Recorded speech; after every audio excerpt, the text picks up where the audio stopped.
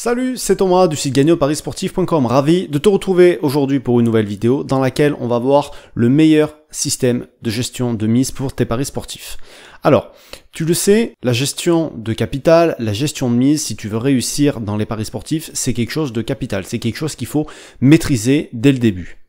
Et la principale erreur que font les novices dans les paris sportifs, c'est de miser n'importe comment. Donc c'est pour ça que dans cette vidéo, je voudrais te parler du meilleur système de gestion de mise dans les paris sportifs. Et juste avant, je vais revenir sur les trois systèmes qui sont utilisés principalement par la majorité des parieurs. Mais juste avant qu'on voit ça ensemble, pense à t'abonner à la chaîne YouTube et à activer les notifications pour recevoir une alerte à chaque fois que je publie une nouvelle vidéo. Et aussi, tu peux recevoir tous les conseils quotidiens que j'envoie chaque jour à midi par email. Donc du lundi au vendredi avec un pronostic le week-end. Pour recevoir tout ça, donc c'est des conseils exclusifs que tu n'as pas sur la chaîne YouTube, évidemment. Ça se passe, tu as le premier lien dans la description. Il suffit de cliquer dessus, de t'inscrire et tu recevras ça dès aujourd'hui midi ou dès demain midi. Alors, comme je te l'ai dit, on va parler des systèmes de mise classiques dans les paris sportifs pour commencer. Alors, le tout premier, le plus courant, ça va être de faire de la mise fixe. La mise fixe, c'est quoi? C'est simplement de miser toujours le même montant de ton capital, le même pourcentage de ton capital, ou toujours la même somme à chaque fois que tu vas faire un pari. Donc ça, c'est le système le plus facile. Pourquoi? Parce que ça ne demande pas de réfléchir, parce que voilà, tu fixes ton système de mise, tu fixes ta mise de base au début, et tu n'en bouges plus après, tu fais toujours pareil. Donc ça, c'est bien quand on débute, et c'est bien aussi quand on a une stratégie, par exemple quand on fait beaucoup de volume, ou voilà, c'est sur le volume qu'on va gagner de l'argent, c'est pas forcément sur la mise qu'on va faire.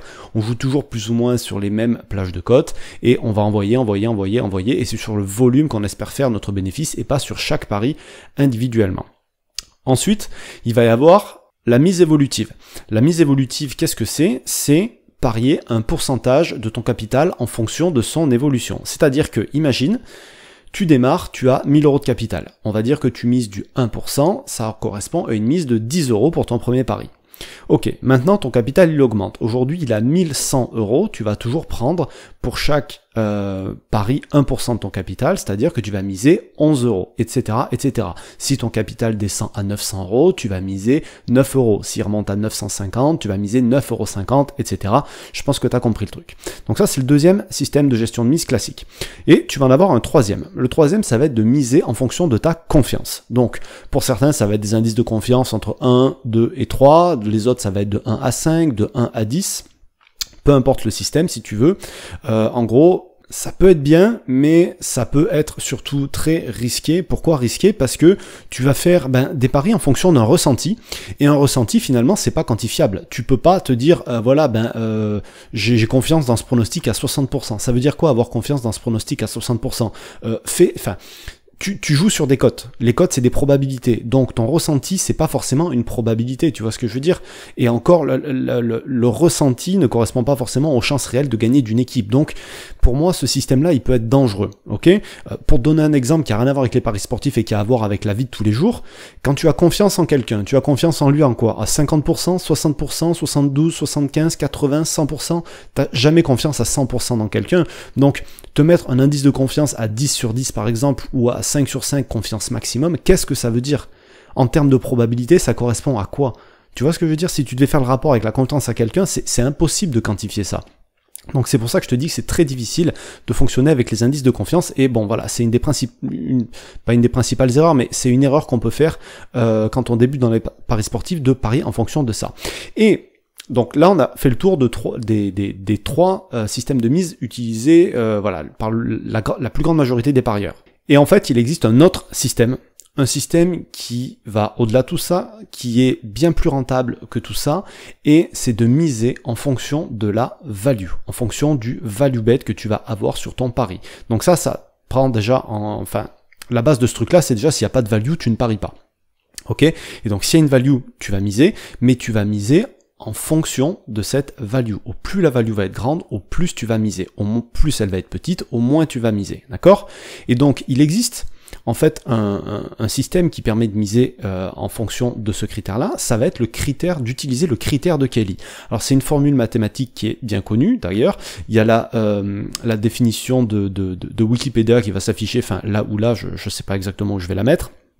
Et en gros, ça te dit quoi? Ça te dit que le critère de Kelly, c'est une formule mathématique qui te sert à miser et surtout à maximiser la croissance de ta bankroll sur le long terme. Pourquoi? Parce que, en gros, tu vas estimer ta cote, tu vas regarder celle que propose le bookmaker, donc les deux sont des probabilités, je vais pas revenir dessus, je l'ai déjà expliqué 100 fois, et en fait, au plus l'écart va être grand entre les deux, au plus tu vas miser.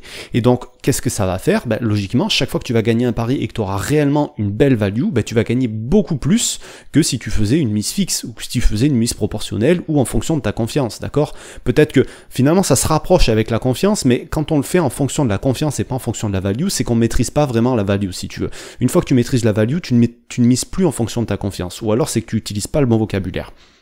Et donc, pourquoi personne ou peu de monde utilise ce critère-là? Parce que si tu l'utilises tel quel, et comme dans l'exemple que tu as vu là sur Wikipédia, tu peux revenir, mettre pause, etc., parfois on va te dire, s'il y a, en gros je schématise, mais on te dit si la value est de 20%, tu vas miser 20%. Tu vas pas miser 20% de ton capital, c'est complètement dingue, et ça serait vraiment trop risqué de miser ça. Donc il y a beaucoup de personnes qui n'utilisent pas cette formule-là pour calculer la mise qu'ils devraient faire, parce que justement le risque peut être parfois très très important. Sauf que, en fait, il existe des solutions, et simplement prendre une fraction ou réduire la mise par rapport aux critères de Kelly classiques, d'accord? Et le second problème par rapport à ça, enfin, le second truc c'est que ça, il y a un problème si tu veux utiliser ce système-là, c'est que il faut savoir absolument estimer toi-même les probabilités de victoire des équipes, des joueurs, etc. Parce que sans ça, tu ne peux pas comparer par rapport au bookmaker. Donc ça, si tu veux, c'est un problème, mais c'en est pas un vraiment, parce que dans les paris sportifs, comme je te l'ai dit, la première chose à maîtriser, c'est la gestion de mise, et la deuxième chose à maîtriser, c'est savoir faire une analyse et savoir estimer les chances de gagner d'une équipe ou d'un joueur. Et ça paraît logique. Tu peux pas parier si pas si tu maîtrises pas, parce que la maîtrise on l'acquiert au bout d'un certain temps, mais si tu n'es pas conscient de ces deux choses-là et que tu fais des paris sportifs, tu cours vraiment à ta perte, ou tu gagneras pas d'argent en tout cas.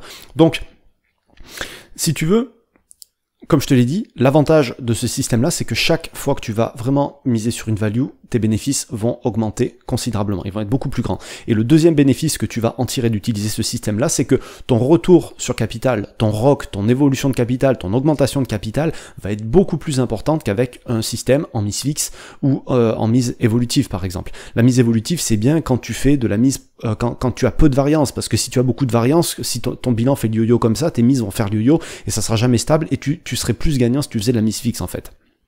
Donc voilà, pour expliquer tout ça, si tu veux, je vais pas m'étaler ici, c'est pas la peine. J'ai fait une mini formation qui dure environ 40 minutes dans le groupe privé pour parler que de ça, si tu veux. Donc tu vois, je vais pas en parler ici, mais en gros, retiens ça.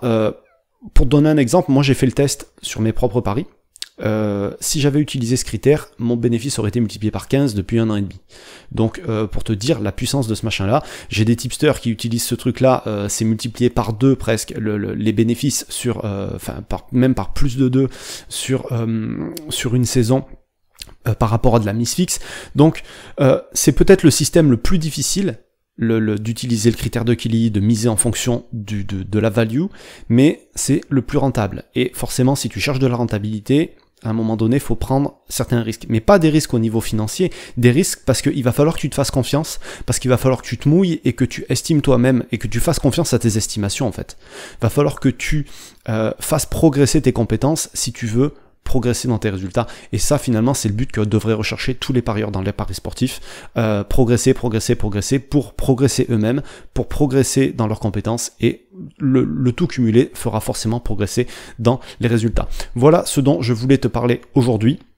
Mets un petit pouce bleu si tu as aimé la vidéo, laisse-moi un commentaire, dis-moi si tu connaissais ce système, si tu l'utilises, si tu l'as déjà utilisé, si tu connais des personnes qui l'utilisent, et si tu veux en savoir plus, il y a des tas d'articles sur internet, sur le critère de Kelly, etc. Tu peux aller fouiller, évidemment, et si tu veux recevoir tous mes prochains conseils, je te le rappelle, tu as le premier lien dans la description, tu t'inscris, et tous les jours à midi, tu recevras un conseil pour t'aider dans tes paris sportifs.